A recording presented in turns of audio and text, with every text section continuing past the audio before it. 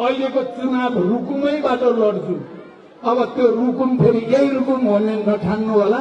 पूर्वी रुकुममा म आउने करिब निश्चित भएको छ। मैले पूर्वी रुकुम आउने भनेको पश्चिम रुकुम पनि आउने नै हो, किनभने यो एउटै रुकुम हो।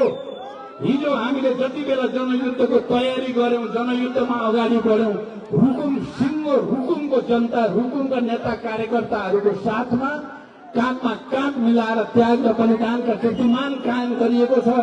म पूर्वी रुकुम आउने भनेको पश्चिम रुकुम पनि आउने हो, यो कुरा बुझिराख्नु होला।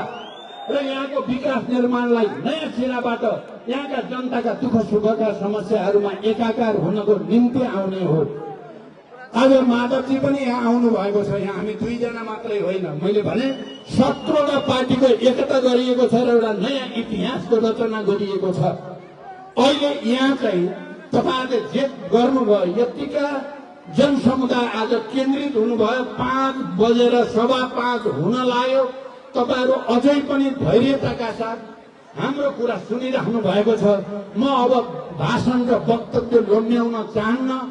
हामीले समाजवादको यात्रा गर्ने क्रममा अब पार्टीको झण्डा, हँसियो हथौडावाला झण्डा, मार्क्सवादको निर्देशक सिद्धान्त र चुनाव चिन्ह लाल तारा अहिले देशभरि स्थापित भइसकेको छ। सबैको प्यारो तारा, लाल तारा, 5 गुणे तारा।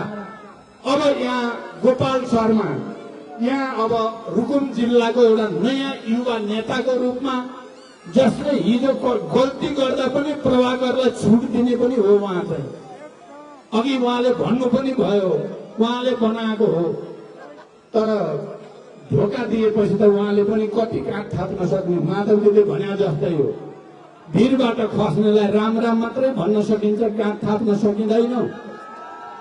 अब गोपालजी लगायत यहाँका सबै रुकुमका नेता कार्यकर्ताले जनताको काँध थाप्नुपर्छ, जिम्मेवारीका साथ अगाडि जानुपर्दछ।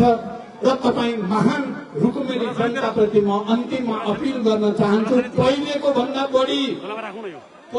भन्दा अत्यधिक बहुमत ल्याएर गोपाल शर्मालाई विजयी गराउन, रातो तारालाई आकाशमा उचाइमा पुर्याउन अपिल गर्दै बिदा हुन्छु। धन्यवाद। अभिवादन। लाल